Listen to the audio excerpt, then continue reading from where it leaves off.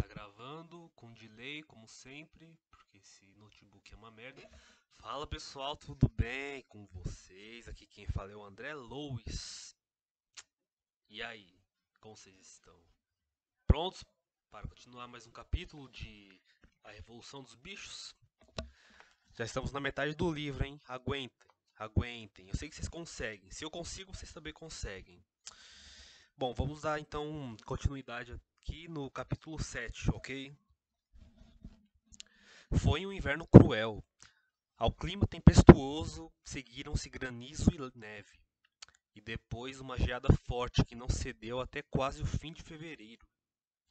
Os animais prosseguiram o melhor que puderam com a reconstrução do moinho, que, como vocês se lembram ou não, o moinho foi destruído, né, no capítulo anterior. Cientes de que o mundo lá fora os observava e que os invejosos seres humanos iriam se alegrar e comemorar se o moinho não fosse terminado a tempo. Por despeito, os seres humanos fingiam não acreditar que tinha sido Snowball a destruir o moinho. Eles diziam que a queda se devia ao fato de a estrutura ser muito frágil. Então, para os seres humanos, o moinho não caiu por causa da ação de Snowball. Não foi Snowball a causa do moinho ter ruído, e sim a má estrutura dele. Isso segundo os seres humanos, lógico. Os animais sabiam que não tinha sido por isso. Os animais sabiam que não tinha sido por isso. Mesmo assim, ficou decidido que as novas paredes teriam 1 metro de espessura e não mais 45 centímetros, como as primeiras, e isso significava recolher uma quantidade muito maior de pedras. Por um longo período, a pedreira ficou coberta de flocos de neve e não foi possível fazer nada. Um progresso modesto foi possível durante o clima de geada seca que se seguiu, mas era um trabalho atroz, e os animais não conseguiam mais se sentir tão esperançosos quanto antes. Se minha voz estiver falhando, vocês me desculpem, mas minha garganta não está nos melhores dias, então eu sinto muito. Quanto antes. Sentiam frio o tempo todo, além da fome.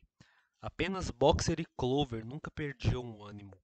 Squealer fazia discursos excelentes sobre a alegria de servir e a dignidade do trabalho, mas os animais encontravam mais inspiração na força de Boxer e em sua infalível declaração: "Vou trabalhar mais ainda".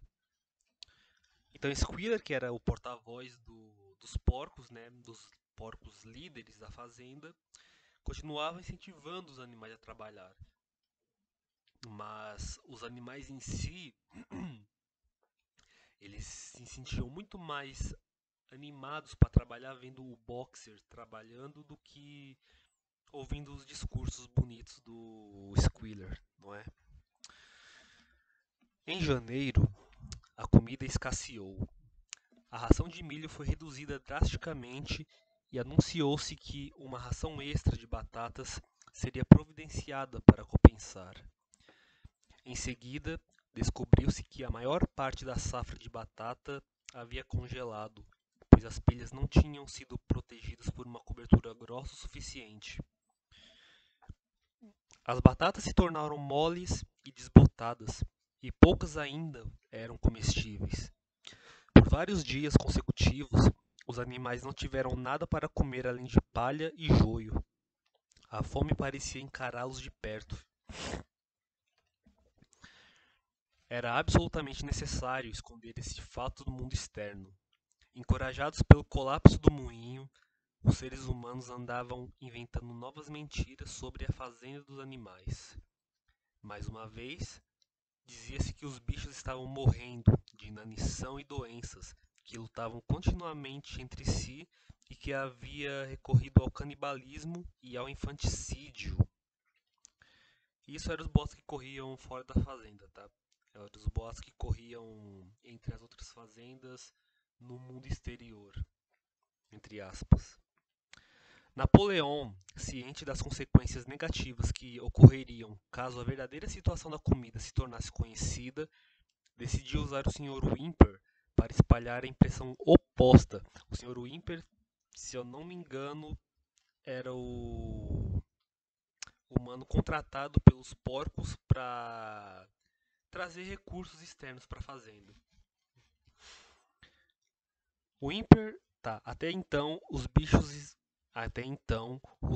haviam tido pouco ou nenhum contato com o Imper em suas visitas semanais. Agora, porém, uns poucos animais escolhidos, a maioria ovelhas, foram instruídos a comentar casualmente, na presença dele, que as rações tinham ficado maiores. Pois eu comentar casualmente na presença.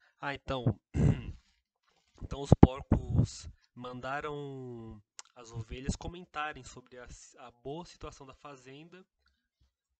Sabe quando você está conversando com o seu amigo, mas tem outra pessoa próxima e vocês estão conversando com a intenção de que essa pessoa próxima escute? Então era isso, as ovelhas estavam conversando de forma que o Sr. Wimper escutasse a conversa delas, de forma deliberada, de propósito.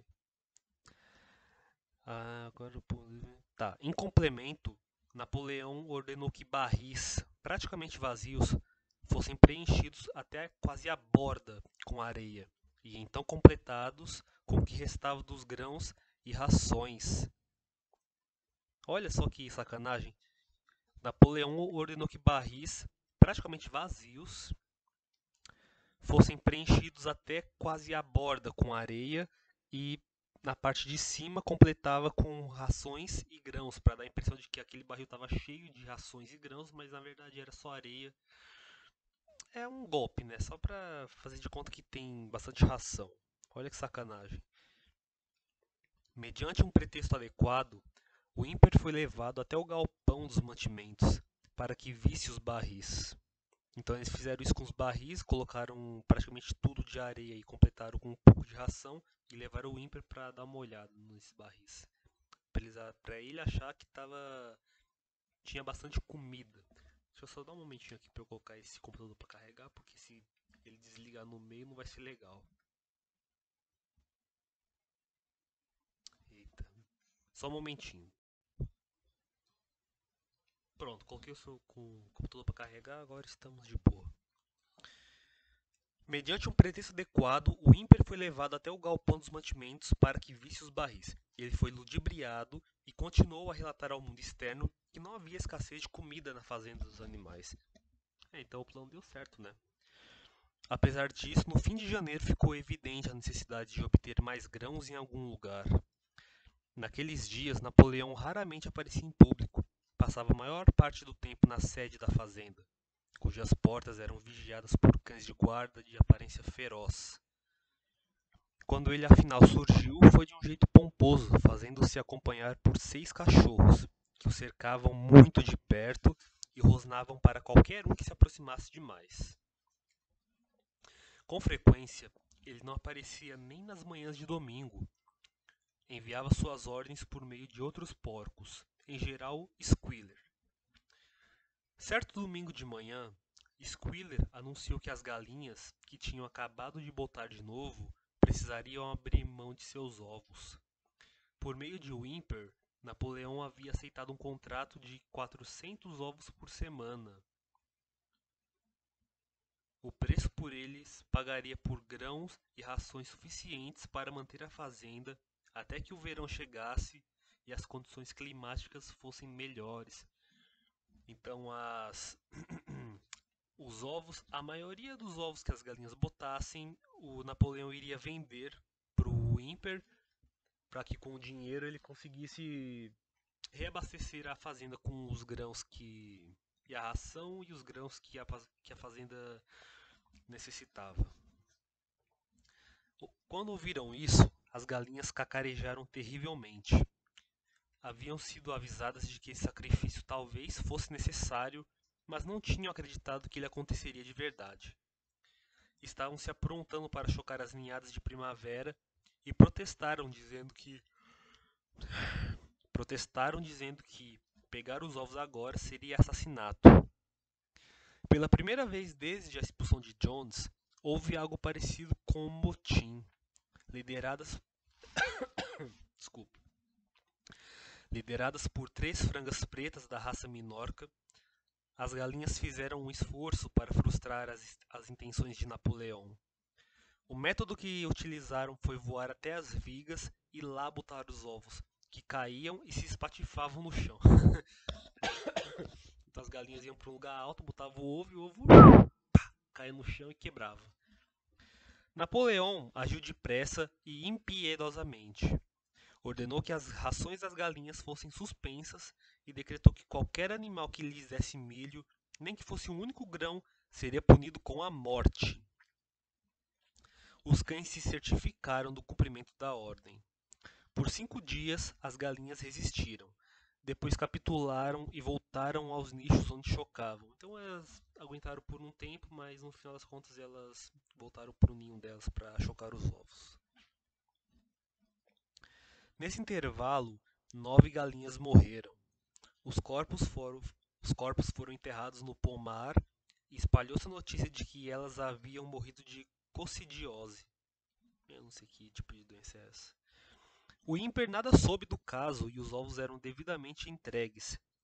A caminhonete do merceiro passando na fazenda uma vez por semana para levá-los embora. Então, uma vez por semana, os ovos eram retirados das galinhas. Durante todo esse tempo, nada mais se soube de Snowball. Boatos diziam que ele estava escondido em uma das fazendas vizinhas, ou Foxwood ou Pinchfield.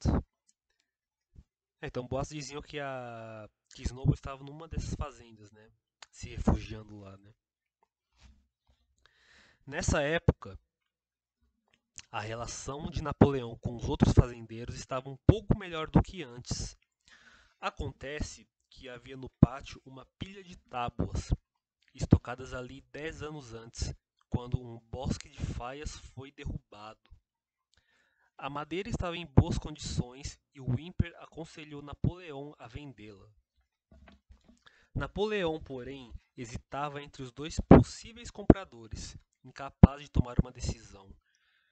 Observou-se, sempre que ele parecia a ponto de chegar a um acordo com Frederick, declarava-se que Snowball estava se escondendo em Foxwood, ao passo que, quando ele se inclinava a favor de Pilkington, dizia-se que Snowball estava escondido em Pinchfield. De repente, no início da primavera, uma coisa assustadora foi descoberta. Snowball frequentava a fazenda em segredo durante a noite. Os bichos ficaram tão perturbados. Legal que ele fala aqui, uma coisa assustadora foi descoberta, mas não explica, né, como que foi descoberta. Os bichos ficaram tão perturbados que mal conseguiam dormir em suas baias. Todas as noites, dizia-se, ele invadia a fazenda se arrastando, protegido pela escuridão, e executava todo tipo de maldade. Roubava o milho, tombava os galões de leite, quebrava os ovos, pisoteava os canteiros de sementes, mastigava a casca das árvores frutíferas. Quando algo corria mal, tornou-se costume a atribuí-la a Snowball. Então Snowball era tão caluniado na fazenda que tudo que acontecia de ruim dizia-se que a culpa era dele. Olha o nível. Se uma janela se partia ou um cano ficava entupido, era certo que alguém culparia Snowball de ter feito aquilo durante a noite. Quando a chave do galpão de mantimento se perdeu, a fazenda inteira foi convencida de que Snowball. Desculpe. Quando a chave de galpão do mantimento se perdeu, a fazenda inteira foi convencida de que Snowball a jogara no poço. Curiosamente, todos continuaram a acreditar nisso, mesmo depois que a chave extraviada foi encontrada debaixo de um saco de ração. As vacas declararam unanimemente.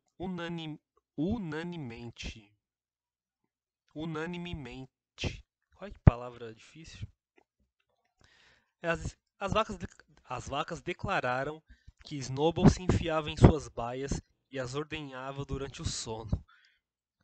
Os ratos, que tinham causado problemas durante o inverno, foram acusados de conluio com Snowball. Olha só, sobrou até para os ratos Napoleão decretou que haveria uma investigação completa acerca das atividades de Snowball. Acompanhado dos cachorros, ele partiu para um circuito de inspeção cuidadosa pelas construções da fazenda, os outros animais seguindo-o a uma distância respeitosa. A cada poucos passos, Napoleão parava e farejava o solo em busca de vestígios das pegadas de Snowball, as quais, segundo disse, conseguia detectar pelo cheiro. Farejou cada canto do celeiro, do estábulo, do galinheiro, da horta e encontrou vestígios de Snowball em quase todos eles. Napoleão aproximava o focinho do chão, inspirava profundamente diversas vezes. Nossa, sério, pessoal, fazer uma leitura dessa depois de um dia de trabalho, cara, é cansativo, é difícil. Não é sono não, isso daqui é cansaço, tá? Então, Napoleão aproximava o focinho do chão, inspirava profundamente diversas vezes e exclamava, com uma voz terrível: "O Snowball esteve aqui! Sinto o cheiro dele!" Ao ouvir a palavra Snowball, os cães soltavam um rosnado de gelar o sangue e exibiam os dentes.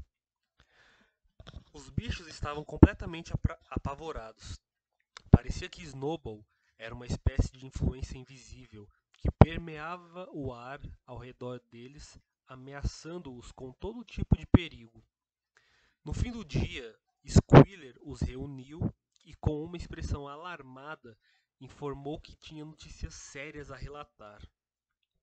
"Camaradas!" gritou, dando pulinhos nervosos. "Uma coisa terrível foi descoberta. Snowball vendeu a si mesmo para o Frederick, da fazenda Pinchfield, e está nesse preciso instante tramando para nos atacar e tirar a fazenda de nós. Snowball vai servir de guia quando a investida começar. E tem mais.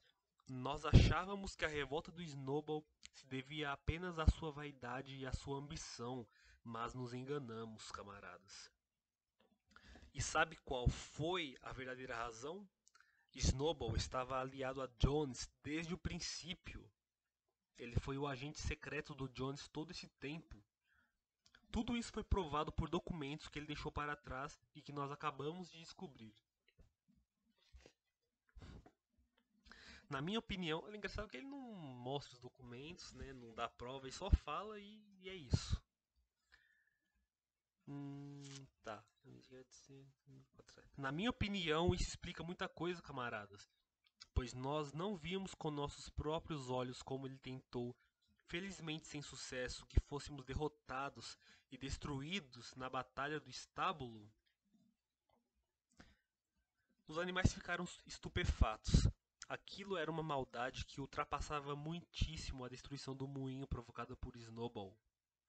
Engraçado que o livro dá a entender que o moinho foi destruído por causa do Snowball. Tudo para a narrativa dos porcos. Isso é bem legal. Mas levou alguns minutos que eles conseguissem absorver tudo aquilo. Todos se lembravam, ou achavam que se lembravam, de, de como tinham visto Snowball se lançando à frente deles na batalha do estábulo, como ele tinha combatido e encorajado os demais a todo momento, como não hesitara um minuto, nem mesmo quando as balas das armas de Jones o feriram nas costas. Isso foi os animais lembrando a cena da batalha, ok? Que dá eles lembrando da cena da batalha e entra em contradição com o que o Squealer dizia, né? Que na batalha ele foi um dos responsáveis pela derrota. É bem contraditório, né? No começo foi um pouco difícil entender como tudo se encaixava com a notícia de ele ser aliado de Jones. Foi o que eu falei. Até Boxer, que raramente fazia perguntas, ficou confuso. Deitou-se, recolheu as patas dianteiras sobre o corpo, fechou os olhos e, com grande esforço, conseguiu colocar seus pensamentos em palavras. E ele disse: "Eu não acredito nisso. Snowball lutou bravamente na batalha do estábulo. Eu mesmo vi. E nós não demos para ele a herói animal primeira categoria logo em seguida? que é aquela medalha que ele ganhou depois de ter tomado o tiro segundo os animais. Eles podem estar enganados, né? Este foi o nosso erro, camarada. Pois sabemos agora, porque tudo está anotado nos documentos secretos que encontramos, que na realidade Snowball tentava nos levar à derrota. Isso foi Squealer respondendo ao Boxer. Mas ele foi ferido, disse Boxer. Todos nós vimos o sangue escorrendo. Aquilo era parte da encenação, gritou Squealer. Os tiros dos Jones só provocaram arranhões. Eu provaria isso agora mesmo, na letra dele, se vocês soubessem ler. Nossa. Se vocês soubessem ler.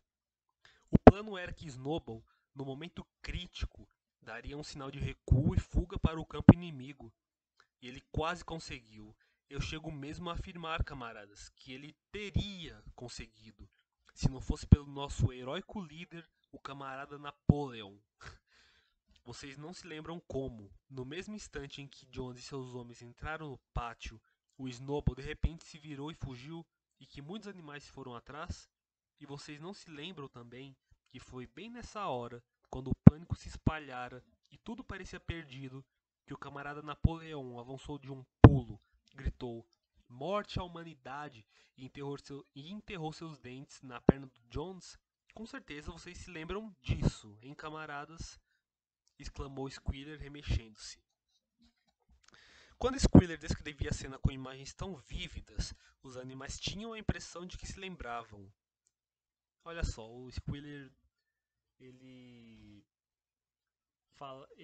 explicava a cena, explicava o que aconteceu de forma tão vívida e objetiva e tão detalhada que os animais estavam começando a acreditar, estavam começando a pensar que isso tinha acontecido de verdade.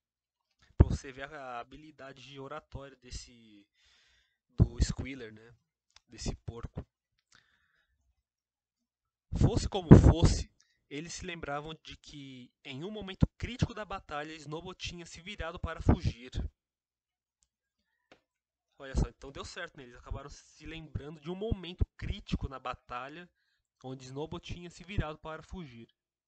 Então o discurso do Squealer foi tão forte e bem feito que colocou na cabeça dos animais uma falsa memória. Mas Boxer ainda estava um pouco incomodado. Não acredito que o Snowball fosse um traidor no começo, ele disse por fim. O que ele fez então, o que ele fez desde então é diferente. Mas eu acredito que na batalha do estábulo ele era um bom camarada. Esse foi o Boxer respondendo. Nosso líder, camarada Napoleon, anunciou Squealer, falando bem devagar e com firmeza.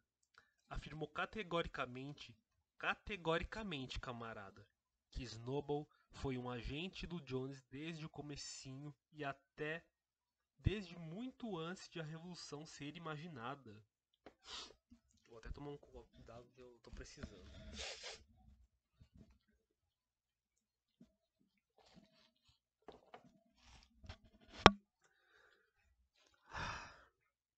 Às vezes o vídeo fica muito longo por causa da condição da minha saúde.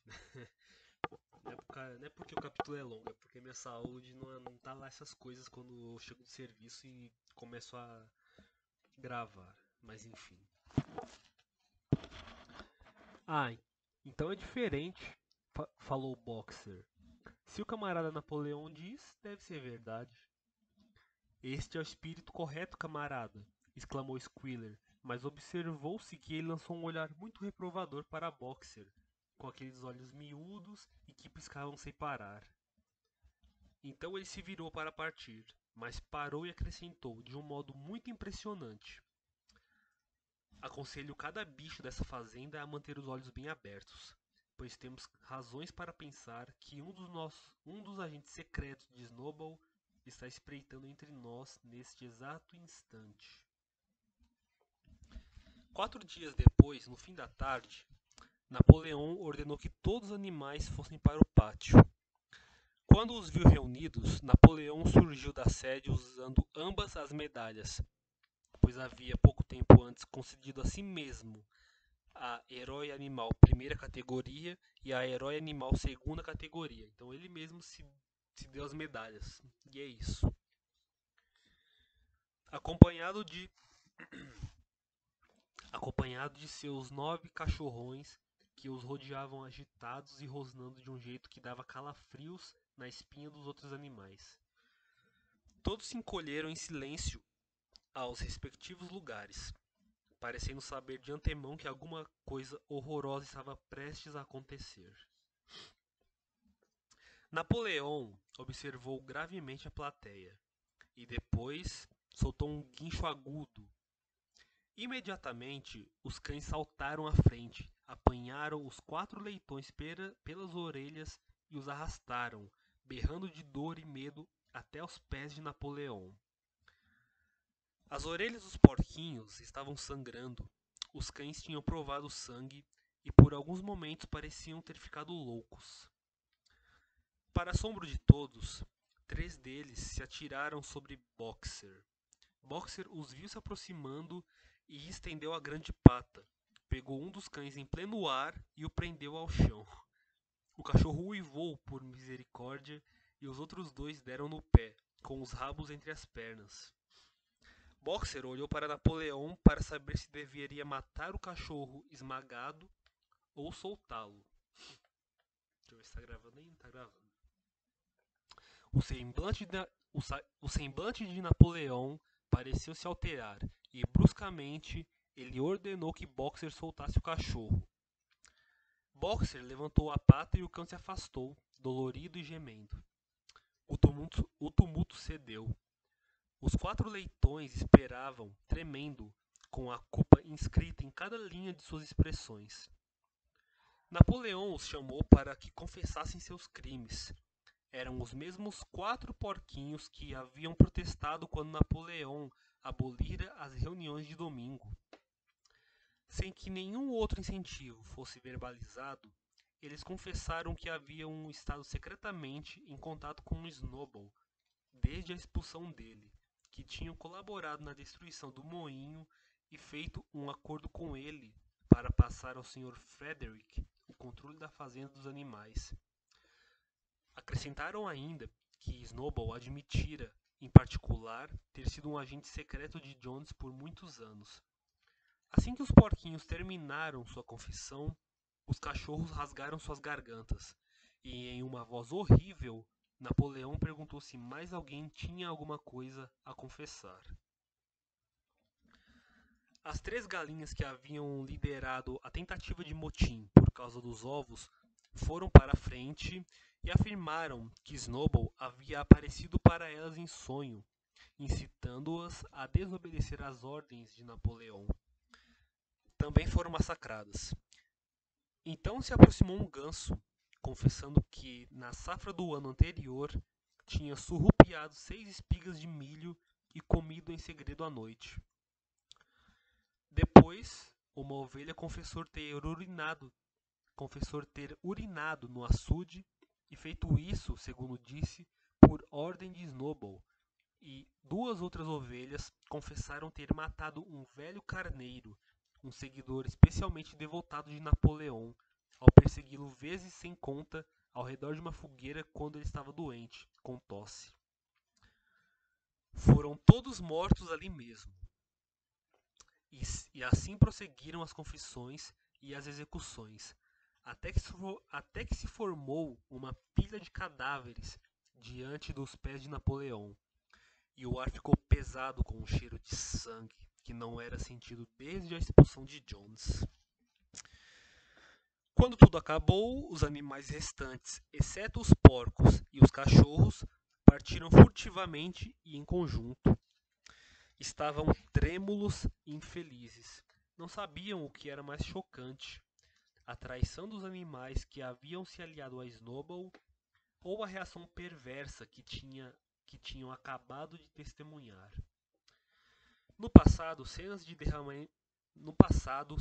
derramamento de sangue igualmente terríveis ocorriam com frequência, mas parecia a todos que dessa vez havia sido muito pior, por acontecer entre eles. Desde que Jones deixara a fazenda até aquele dia, nenhum animal havia assassinado outro animal, nem mesmo um rato fora morto. E é engraçado lembrar isso por causa daqueles mandamentos dos animais, né? Um animal não matará o outro. Eu acho que era assim o mandamento. Eles seguiram um caminho rumo à pequena colina onde ficava o moinho semi-acabado e, sem combinar, se deitaram como que se aconchegando em busca de conforto. Clover, Muriel, Benjamin, as vacas, as ovelhas, os bandos de gansos e galinhas, todos, exceto a gata, que havia desaparecido pouco antes de Napoleão ordenar que os animais se reunissem. Por algum tempo ninguém falou. Só Boxer permaneceu de pé. Andou de um lado para outro, inquieto, abanando a longa cauda contra os flancos e de vez em quando soltando um gemido. Por fim disse: Eu não entendo, e nunca acreditaria que uma coisa dessas pudesse acontecer na nossa fazenda. Deve ser culpa de alguma falha nossa. A solução, pelo que vejo, é trabalhar ainda mais. De agora em diante, acordarei todas as manhãs 1 hora inteira mais cedo. Então se afastou, em um trote pesaroso rumo à pedreira.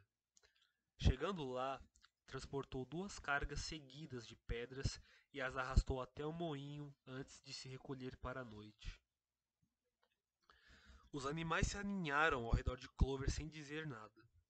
A colina onde estavam deitados proporcionava uma visão ampla de toda a zona rural. A maior parte da fazenda dos animais estava ao alcance da vista. O grande pasto que chegava até a estrada principal, o campo de feno, o bosque, o açude, os campos arados onde o trigo novo era grosso e verde e os telhados vermelhos das construções com espirais de fumaça saindo das chaminés. Era um entardecer claro de primavera. O gramado e as sebes brotando estavam banhados pelos raios dourados do sol. Nunca a fazenda, e com aquele abre parênteses, e com uma espécie de surpresa, eles se lembraram de que era a fazenda deles. Cada centímetro lhes pertencia. Aí fecha parênteses. Nunca a fazenda tinha parecido aos animais um alu... Nossa, preciso beber mais água.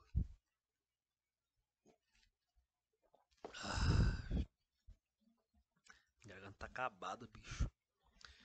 Nunca a fazenda tinha parecido aos animais um lugar tão encantador. Clover olhou colina abaixo e seus olhos se encheram de lágrimas.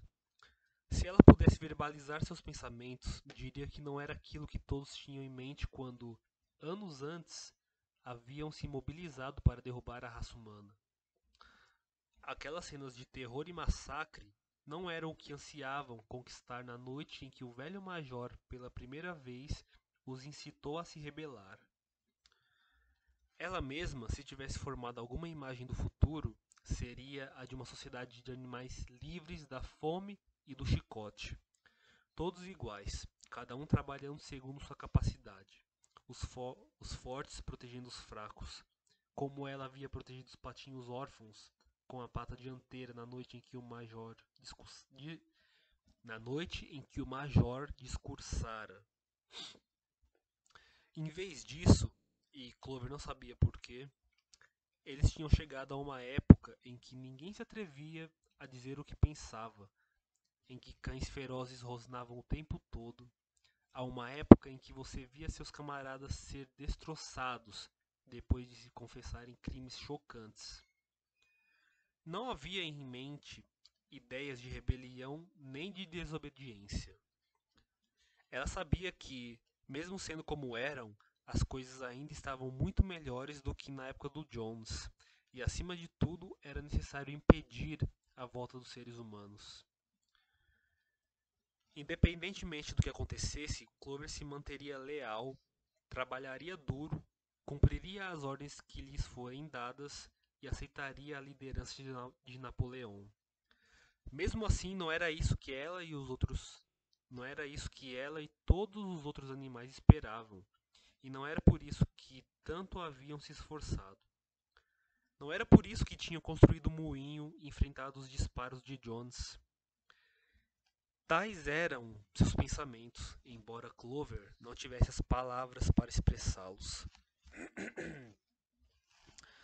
Por fim, sentindo que talvez funcionasse como um substituto para as palavras que ela era incapaz de encontrar, Clover começou a cantar Animais da Inglaterra. Os bichos sentados ao redor se juntaram e o grupo cantou 3 vezes, muito afinados, porém lenta e tristemente, de um modo como nunca haviam antes cantado. Tinham acabado de cantar pela terceira vez, quando Squealer, acompanhado de 2 cachorros, se aproximou, com ares de que tinha algo importante a dizer. Então anunciou que, por um decreto especial do camarada Napoleão, Animais da Inglaterra tinha sido abolida. Dali em diante era proibido cantar aquela música. Os animais ficaram surpresos. Por quê? Indagou Muriel. Porque essa canção não é mais necessária, camarada. Foi a resposta firme. Animais da Inglaterra era a música da Revolução, mas a Revolução está completa agora. A execução dos traidores, hoje à tarde, foi o ato final. Os inimigos, tanto externos quanto internos, foram derrotados. Em Animais da Inglaterra, nós expressamos nosso desejo por uma sociedade melhor no futuro, mas essa sociedade já está estabelecida. Por isso essa música não tem mais razão de ser. Apesar de muito assustados, alguns dos bichos poderiam talvez ter protestado se nesse momento as ovelhas não tivessem dado início ao balido habitual. 4 pernas bom, 2 pernas ruim, que se estendeu por vários minutos e pôs um fim à questão. Assim, Animais da Inglaterra nunca mais foi ouvida. Em seu lugar, Minimus, o poeta, compôs outra música, que começava assim: fazenda dos animais, por minha causa não sofrerá jamais. Essa era uma música e eu não vou cantar por motivos óbvios de saúde. Era entoada por todos os domingos de manhã depois do hasteamento da bandeira. Por alguma razão, porém, para os bichos, nem as palavras nem a melodia pareciam comparáveis a animais da Inglaterra. E depois de quase 40 minutos de vídeo, esse é o fim do capítulo 7 da Revolução dos Animais. Nossa, parece que quando minha garganta fica ruim, até o meu modo de falar piora. Até minha cabeça fica ruim quando minha garganta tá ruim. Bom, pessoal, então esse foi o capítulo 7 da Revolução dos Animais, da Revolução dos Bichos, e eu espero que vocês tenham gostado da leitura e a gente se vê no próximo capítulo.